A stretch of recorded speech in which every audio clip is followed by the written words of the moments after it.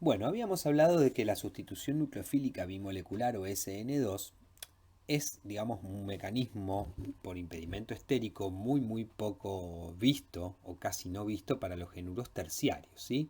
Los halogenuros de alquilo terciario, sin embargo, experimentan reacciones de sustitución nucleofílica, pero por un mecanismo diferente a la SN2. Vamos a ver un ejemplo. La hidrólisis del bromuro de terbutilo, que sería bromuro de terbutilo con agua, reemplazando el agua digamos, al bromuro y luego perdiendo un protón para dar el terbutanol, ¿sí?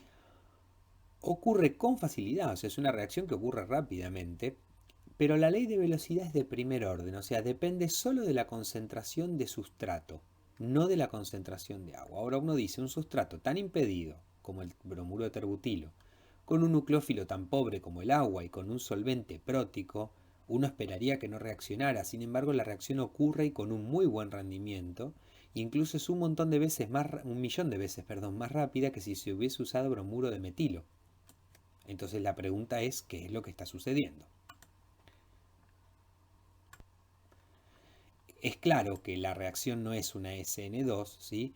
Entonces, se han hecho estudios cinéticos para encontrar que la velocidad de la hidrólisis dependía solamente de la concentración de bromuro de terbutilo. Cambiar el nucleófilo por uno más fuerte tampoco causaba un cambio en la velocidad. O sea, la velocidad no dependía del tipo de nucleófilo ni de su concentración para este tipo de sustratos terciarios. Entonces la velocidad es una constante de velocidad por la concentración de sustrato y nada más. Entonces, se postula, digamos, el orden global de la reacción es uno y, este mecanismo se lo llama de manera diferente, sustitución nucleofílica unimolecular, SN1. La palabra unimolecular significa que en el estado de transición hay una sola molécula implicada, no como en el caso de la SN2 que había dos moléculas. En este caso tiene que haber una única molécula implicada y eso va a tener que ver con el mecanismo que vamos a ver a continuación. Bueno, entonces, la pregunta ahora es, ¿cómo justifico yo que haya reacciones de sustitución nucleofílica en las cuales, por más que yo aumente la concentración de nucleófilo, la reacción no se haga más rápida, ¿sí? Siendo que es un reactivo? O inclusive, siendo que cambiando de nucleófilo la reacción no varía de velocidad, siendo que el nucleófilo ataca y tiene su velocidad de ataque. Y esto, digamos, se puede tener en cuenta de esta manera. La reacción no tiene por qué ocurrir en una sola etapa. La reacción puede ocurrir en varias etapas. Y sabemos que si hay varias etapas, es la etapa lenta la que delimita la velocidad de reacción. Entonces, si yo tengo una velocidad de reacción que depende solo de la concentración del sustrato, quiere decir que la etapa lenta involucra al sustrato y nada más. ¿Sí? Entonces, por ejemplo, lo que se suele plantear es esto. En principio, el sustrato se disocia, ¿sí? En un R positivo y un X negativo. Como R es carbono, esto va a ser un carbocatión. ¿Sí? Y esta etapa es la etapa lenta. ¿Sí? Por eso solo depende de la concentración de este. Hay que esperar a que el sustrato se disocie. Una vez disociado el sustrato y formado el carbocatión, el nucleófilo lo ataca rápidamente formando el producto final.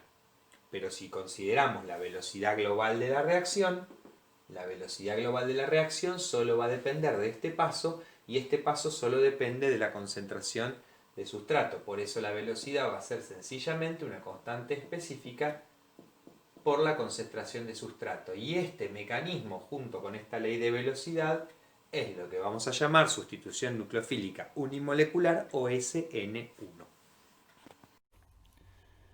Muy bien, entonces dijimos que el mecanismo de la sustitución nucleofílica SN1 es en dos pasos, ¿sí? La primera etapa es la etapa lenta, que es la que consiste en generar el carbocatión, o sea, el halogenuro de alquilo tiene que romperse, ¿sí? O el sustrato, que puede ser otra cosa que un halogenuro de alquilo, tiene que romperse y dar lugar a la formación de un carbocatión, ¿sí? Esta es la etapa lenta porque el carbocatión es una especie bastante inestable, ¿sí? Una vez que se formó el carbocatión es un electrófilo muy fuerte, digamos, recibe nucleófilos con facilidad y reacciona rápidamente con nucleófilos débiles o fuertes.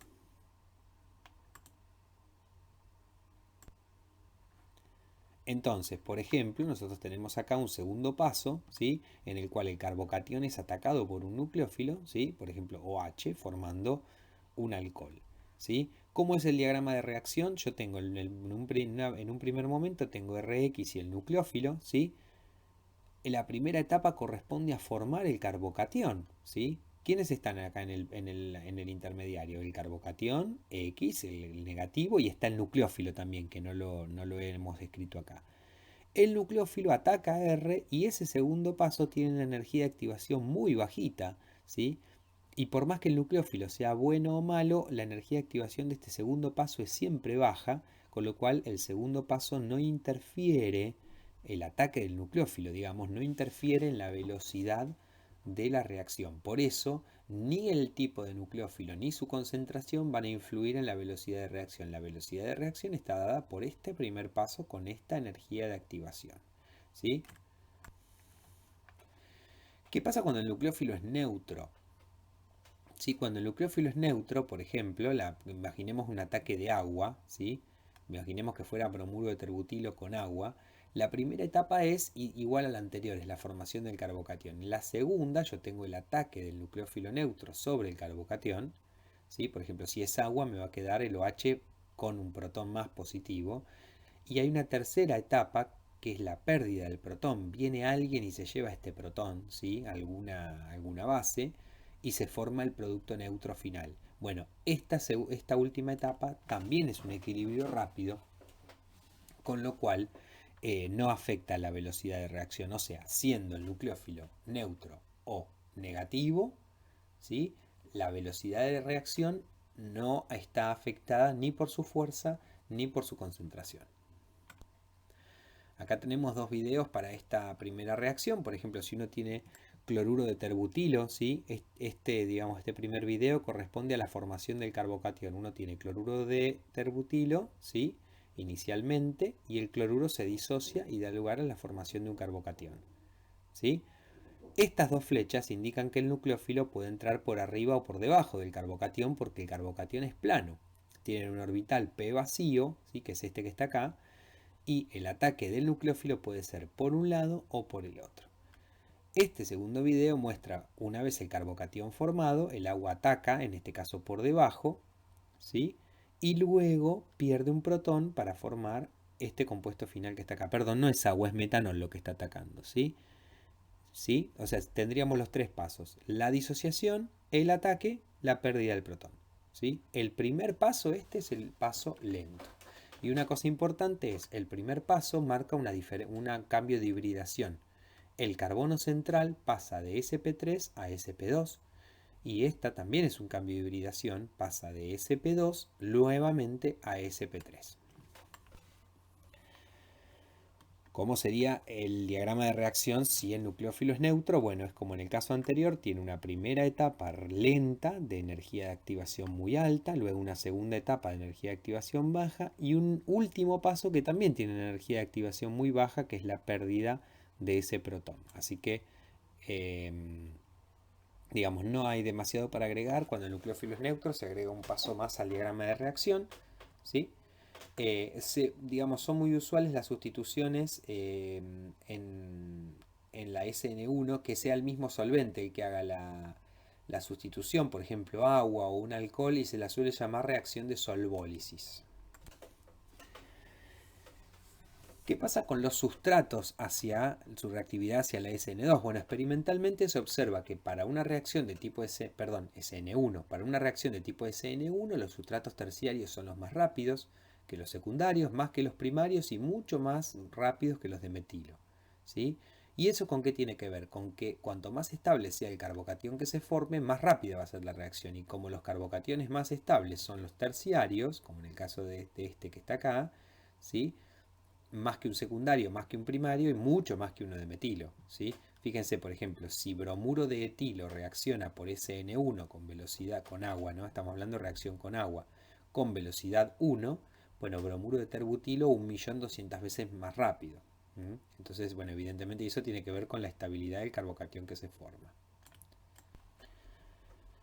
En el caso de los halogenuros que sean alílicos o bencílicos, ¿sí? También suelen experimentar SN1, dado que pueden formar carbocationes estabilizados por resonancia. Por ejemplo, recuerden que el carbocatión alilo es este que tiene un doble enlace y al lado un carbono positivo, o el bencílico, que es un anillo aromático y en el carbono de al lado, ¿sí?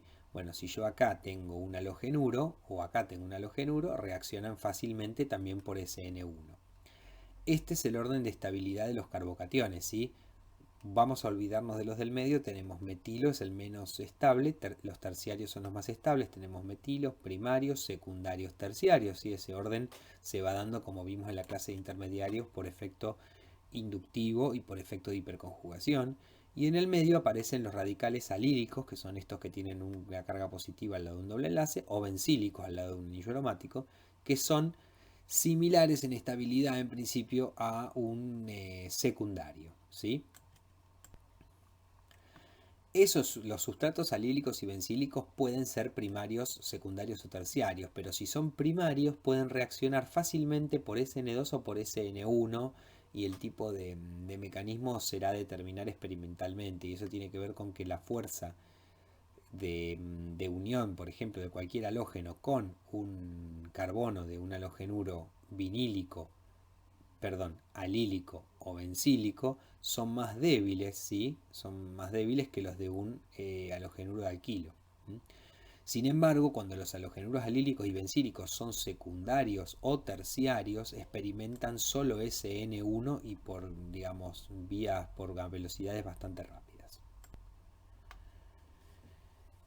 ¿Qué pasa con el nucleófilo en la SN1? El nucleófilo dijimos que participa en el paso rápido, no en el paso determinante de la velocidad, que es el primer paso lento, con lo cual la velocidad de la sustitución es independiente de la concentración y de la naturaleza del nucleófilo, ¿sí? Los nucleófilos neutros son igualmente efectivos que los cargados negativamente en la SN1, por lo tal, digamos, también suelen reaccionar por SN1 o por SN2. Por eso las SN1 ocurren con frecuencia bajo condiciones neutras o condiciones ácidas. Los nucleófilos, y esto es importante en la SN1, deben ser no básicos o débilmente básicos para prevenir eliminaciones competitivas. Este tema lo vamos a desarrollar en la teoría del próximo lunes. Durante la SN1 se forman carbocationes y como se forman carbocationes, los carbocationes pueden sufrir reordenamiento, ¿sí? Hacia carbocationes más estables. Los reordenamientos, vamos a recordarlos, son desplazamientos de hidruro, o sea, un hidrógeno que se desplace para formar un carbocatión más estable, o de metiluro, ¿sí? Los metilos también pueden desplazarse. Entonces, por ejemplo, fíjense en esta reacción, yo tengo 2 bromo, 3 metilbutano, ¿sí? Y vamos a hacerlo reaccionar por SN1. El bromo se, digamos, desprende para formar este carbocatión y este carbocatión es secundario, ¿no? Tiene este carbono unido a 2 carbonos, el del carbocatión. Pero ¿qué pasa? Yo puedo transponer este hidrógeno que está acá con su par electrónico, por eso se llama transposición de hidruro, ¿sí? Dejando carga positiva en el carbono de al lado. Y esta transposición va a generar un carbocatión que, fíjense, es terciario. Este carbono está unido a 3 carbonos. Y eso lo hace más estable. ¿Qué pasa si viene el nucleófilo y se sustituye ahí? Bueno, me da un producto, ¿sí? Que es este de acá. Ahora fíjense, yo salí de un producto, de un reactivo que tenía el bromo en esta posición y llevo a un producto que tiene el nucleófilo en esta posición, ¿sí? Es importante tener en cuenta la posibilidad de reordenamientos porque los productos de reordenamiento suelen ser bastante abundantes en la SN1. Bueno, vamos a hacer un ejemplo. Por ejemplo, el 2-metil ciclohexanol que está acá, ¿sí? Es este compuesto que está acá. Al ser tratado con ácido bromídrico da este producto, 1-bromo, 1-metilciclohexano. Entonces cuando uno lo mira, uno dice, bueno, se sustituyó el OH por un bromo, pero algo se cambió de lugar acá, ¿no? Bueno, cuando sucede eso es porque hay un carbocatión dando vueltas, ¿sí? Que se transpone, porque los carbocationes pueden transponer. Entonces, Vamos a ver cómo se puede dar eso, ¿no? En principio yo voy a colocar los hidrógenos de estos dos carbonos, ¿sí? En principio el OH no sale como grupo saliente porque dijimos que como es el hidróxido, el anión hidróxido es muy buena base, es muy mal grupo saliente, pero en medio ácido, ¿no? Puede protonarse. Entonces, ¿qué me da cuando se protona? Me da OHH, ¿sí? Así, protonado. ¿Sí? Ahora, este es buen grupo saliente porque si se va llevándose el par electrónico, agua, ¿sí? Con lo cual base mala, buen grupo saliente.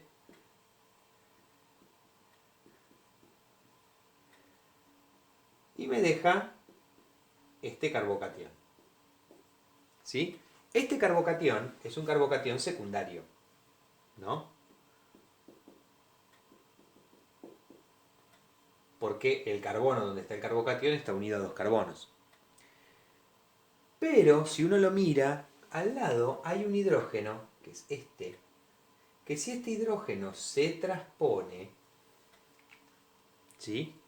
Se transpone con su par electrónico, ¿qué me queda? Me queda metilo, el hidrógeno que se transpuso, ¿y quién tiene ahora la carga positiva? Este carbono que está acá. Y por ende generé un carbocatión que ahora es terciario, ¿sí? Bueno, las transposiciones se van a dar siempre que se generen carbocationes más estables de lo que eran, ¿sí? Con lo cual, este carbocatión es más estable y si ustedes miran, si viene bromuro y ataca al carbocatión, se genera eso, ¿sí? Bueno, muchas veces nosotros les vamos a pedir que en base a los productos de las reacciones ustedes nos propongan un mecanismo. Bueno, sepan que cuando hay transposiciones, una de las cosas que uno más fácilmente puede pensar es en la existencia de carbocationes y en este caso SN1. Una aclaración, la SN1 es este primer paso, ¿sí? Acá empieza la SN1. Este primer paso de la protonación es sencillamente una protonación rápida de un oxidrilo. Bueno, ¿cómo influye en la SN1 el grupo saliente? Del mismo modo que influye en la SN2, ¿sí? ¿Por qué? Porque el grupo saliente sale en el primer paso de la SN1, que es el paso lento, ¿sí? Y eso entonces, si es un buen, si digamos, si uno tiene buenos grupos salientes, por ejemplo, esta línea de oxidrilo hacia agua, que son, digamos, de malos a buenos grupos salientes, aceleran la SN1 y también la SN2, ambas, ¿sí? Y el criterio es el mismo, como dice acá en la primera parte. Los buenos grupos salientes son las malas bases, que son los más estables, ¿sí? Así que, digamos, no hay ningún cambio respecto a lo que es el grupo saliente en SN1 como en SN2. Una aclaración que puede suceder en SN1, porque en SN1 nosotros podemos trabajar en condiciones ácidas, ¿sí? Y eso da una característica importante, y es que, por ejemplo, el oxidrilo, que es mal grupo saliente, porque si sale, sale como, como hidróxido, que es una base fuerte. Si yo estoy en medio ácido, por ejemplo, si yo hago una sustitución con ácido bromídrico, yo protono al OH y lo transformo en OH2, ¿sí? Del alcohol. ¿Y qué pasa? Ahora el grupo saliente cambió, ya no es más hidróxido, sino que si este OH2 sale, el grupo saliente es agua y es un muy buen grupo saliente el agua, ¿sí? En una segunda etapa, bromuro ataca y se sustituye, ¿sí? Esta estrategia de protonar a los OH de los alcoholes para sacarlos, digamos, como agua, puede usarse en las sustituciones nucleofílicas y se usa tanto para sacar OHs como para sacar ORs o NH2, que son malos grupos salientes, pero que al protonarse se vuelven buenos grupos salientes. ¿Cuál es el efecto del solvente en la SN1? ¿Sí? Bien. En la SN1 yo tengo un estado de transición, ¿sí? Que es más polar que los reactivos, ¿sí? Con lo cual la presencia de un solvente polar estabiliza el estado de transición de la primera etapa, que es la etapa lenta, y la hace más rápida, ¿sí? A la reacción. En el caso de la SN1, cambiar un solvente prótico por un solvente aprótico por uno prótico es notable. Por ejemplo, si yo hago esta reacción bromuro de terbutilo, ¿no? Con agua, ¿sí? Pero pongo 10% de agua y 90% de acetona, yo tengo velocidad 1. En cambio, si yo uso 100% agua, o sea, hago 10 veces mayor la concentración de agua, yo tengo una velocidad 400.000 veces mayor. O sea, no es solamente el efecto del agua como nucleófilo, ¿sí? Que en realidad no tendría por qué afectar porque es una SN1, sino que su efecto como solvente es muy importante, ¿sí? Y esto nos lleva a una conclusión, y es que en las SN1 los mejores solventes son los solventes de tipo prótico. Y vamos a ver por qué. Cuando yo uso solventes próticos, los solventes próticos solvatan muy bien al RX solvatado, o sea, al RX ionizado, ¿sí? Cuando R y X se separan, se vuelven iones, y si yo pongo un solvente prótico que forme puentes de hidrógeno, entonces la solvatación es buena. Por ejemplo, si yo hago en agua, el carbocatión en agua, sí se solvata muy bien con los oxígenos de un agua o de un alcohol, ¿sí? Y eso lo estabiliza. Y como por el postulado de Hammond, si yo estabilizo a los intermediarios, estabilizo los estados de transición, y eso hace que la reacción se vuelva más rápida, ¿sí? Vamos a verlo en pizarrón a ver si se ve mejor. Bueno, muy bien. Un poco para comentar qué es lo que sucede con el solvente en la SN1. Recordemos un poco cómo son el perfil de reacción. Uno tiene en principio el sustrato y el nucleófilo, ¿sí? Vamos a suponer un nucleófilo que esté cargado. Y yo paso a un intermediario, ¿sí? Que es el carbocatión. ¿Mm? Y luego a un producto que es R nucleófilo y el grupo saliente. ¿Mm? Bien, una cuestión, cuando uno hace los diagramas de reacción tiene que tener en cuenta que tiene que escribir a todas las especies que están involucradas. O sea, yo acá no puedo poner solo al carbocatión, sino que tengo que tener en cuenta al nucleófilo y a X también. O sea, tengo que tener en cuenta los tres. Entonces el diagrama tiene un primer paso, lento, que tiene esta energía de activación, y un segundo paso rápido que tiene esta energía de activación acá chiquitita, ¿sí? Y que por eso no importa quién es el nucleófilo o cuál es su fuerza o su concentración, ¿sí? Bien, ¿qué es lo que pasa cuando yo pongo un solvente más polar? O sea, o cuando, esto sería, por ejemplo, imaginemos que fuera en vacío, y yo pongo un solvente polar. Cuando yo pongo un solvente polar, supongamos que esto se estabiliza así y que esto se estabiliza así. Está bien porque el solvente polar estabiliza las especies aniónicas, por ejemplo, que hay acá, y a sus cationes correspondientes. Pero yo acá tengo muchos más iones que en los reactivos y en los productos. Entonces, si yo acá estabilicé así, yo acá estabilicé así, siendo guarango, acá estabilizo así, ¿no? Entonces, miren dónde quedó el intermediario. Ahora, mucho más abajo. ¿Qué le pasa a los estados de transición? ¿Sí? Bien, yo voy a volver a un postulado que vamos a usar mucho durante Orgánica 1 y espero que lo recuerden para siempre porque ayuda mucho.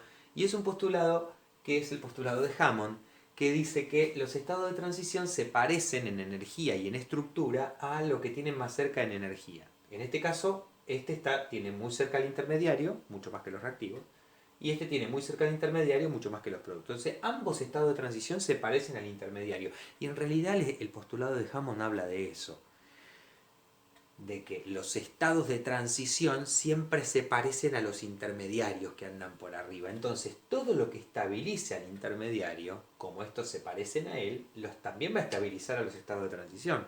Con lo cual el diagrama entero se achata. Porque uno podría decir, ah, sí, pero yo estabilicé el intermediario, pero el estado de transición, ¿por qué se tendría que estabilizar? Bueno, el postulado de Hammond nos autoriza a hacer esto, a que cuando baja el intermediario bajan también los estados de transición. Con lo cual, ¿qué le pasó a la energía de activación? Se hizo mucho más baja.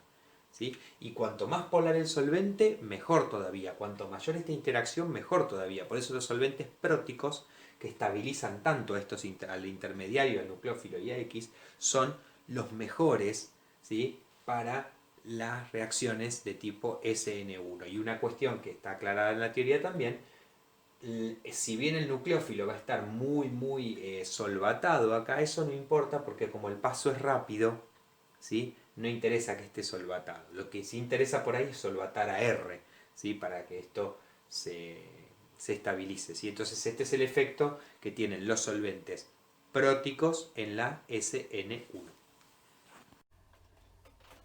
Bueno, ¿cuáles son los solventes próticos más usados para la SN1? Bueno, en principio ni hablar que agua, metanol, etanol, también los ácidos fórmico y acético se usan mucho y tenemos una amplia gama de polaridades también para disolver, pero digamos son solventes bastante usados en química orgánica, ¿sí? Por sobre todo cuando se quiere que los mecanismos sean del tipo SN1, o sea, acelerar los mecanismos SN1. Habíamos visto nosotros que en la SN2 se produce una inversión de los centros quirales. Bien, ¿qué pasa con la SN1? Bueno, cuando en la SN1 yo tengo un centro quiral, como esta molécula, por ejemplo, ¿no? Imaginemos que tiene un carbono, un bromo y tres grupos distintos y una configuración, por ejemplo, S, dada. Cuando se forma el carbocatión es plano y por ende pierde la quiralidad, ya no es quiral como esto, ¿sí? Y una vez formado el carbocatión, el nucleófilo puede entrar por arriba o puede entrar por debajo, con lo cual va a generar, fíjense, si el nucleófilo es etanol y entra por arriba, genera esto, ¿sí? Con el O etilo arriba. En cambio, si entra por debajo, genera esto, que es la imagen especular, ¿sí? Bueno, genera el S y genera el R, ¿sí? O sea, y genera una mezcla de los dos. Y como genera una mezcla de S y R, este proceso se conoce como racemización y ocurre durante la SN1. En la SN1, si uno pone un sustrato quiral, uno obtiene una mezcla de R y S, ¿sí? De dos enantiómeros. Y esto se va a llamar, o le vamos a decir que el reactivo o durante la reacción se pierde la pureza óptica. Entonces, ¿cuál sería la proporción que se tiene que formar de R y de S? La proporción debería ser 1:1, ¿sí? Porque, digamos, la probabilidad de entrar por arriba o por abajo es exactamente la misma. Sin embargo, muchas veces se observa una mayor proporción del producto invertido. Por ejemplo, si yo pongo este halogenuro de alquilo, ¿sí? Que es R, y lo trato con agua en etanol, el agua del nucleófilo que va a entrar para reemplazar al halógeno, y se forma S y R, ¿sí? Pero un 40% de R y un 60% de S. O sea, hay más del invertido que que el del que tiene la misma configuración que el original. Vamos a decir que hay una mezcla de inversión, ¿sí? Y de retención, ¿sí? O sea, digamos, se retuvo el 40% de la configuración y se invirtió el 60%, ¿sí? Bien. Y eso se explica o tiene la falta de racemización completa. O sea, si esto fuera 50 y 50, uno diría se racemizó completamente. Pero la falta de racemización completa se debe al hecho de que hay pares iónicos involucrados, ¿sí? Y eso se los cuento en la siguiente filmina. Por ejemplo, imaginen que este es el nucleófilo, el sustrato. Si el sustrato se ioniza en carbocatión y grupo saliente, pero el grupo saliente es un anión y el carbocatión es un catión, entonces acá hay una fuerza de atracción, ¿sí? Bueno, durante un tiempo ellos se van a mantener unidos y eso se va a llamar un par iónico o un par íntimo, ¿sí? Luego de un tiempo este halogenuro que salió o el grupo saliente que salió se va y queda el carbocatión solito, ¿sí? Esto tarda un tiempo, o sea, esta pérdida del grupo saliente tarda un tiempo. Durante ese tiempo que este par está más o menos unido, el nucleófilo tiene más posibilidad de entrar por el lado opuesto. Una vez perdido el grupo saliente, la probabilidad es la misma, pero hay un tiempo durante el cual el nucleófilo tiene más probabilidad de entrar por el lado opuesto, con lo cual la inversión, ¿sí? Se va a dar con mayor proporción, si los productos de configuración invertida van a tener mayor proporción que los de, digamos, que los de configuración de la misma configuración, ¿sí? Bien, o sea, como dice acá, resultado final, la mayoría del producto está invertido. Entonces vamos a tener un porcentaje que se va a llamar de inversión y otro de racemización. De cualquier manera, el porcentaje, digamos, cuánto se racemiza y cuánto se invierte, va a depender de muchísimos factores, como sí, ahora acá sí influye la concentración del nucleófilo, el tipo de sustrato, la temperatura y cosas por el estilo. Así que saber que existe este hecho, pero la racemización es el, digamos, el proceso predominante en la SN1. Y lo interesante es si la SN1 la llamamos una SN1 perfecta, el producto está todo racemizado. Entonces, haciendo un resumen de la SN1, ¿sí? La reacción ocurre en dos etapas con un carbocatión como intermediario, ¿sí? Puede haber reordenamiento del carbocatión para dar lugar a carbocationes más estables. La ecuación de velocidad muestra una rapidez que depende solo del sustrato y no del nucleófilo. En sustratos quirales, la SN1 ocurre con racemización o con ligera inversión de la configuración, ¿sí? A factores que afectan la SN1, el sustrato, preferentemente terciario o bencílico o alílico o de última secundario, pero no se observan SN1 en sustratos primarios ni de metilo.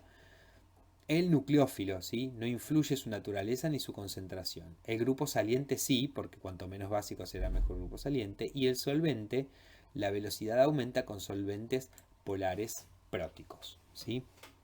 Bueno, chicos y chicas, esto, digamos, concluye la clase teórica de hoy y lo que los invito es a hacer el seminario 5, ¿sí?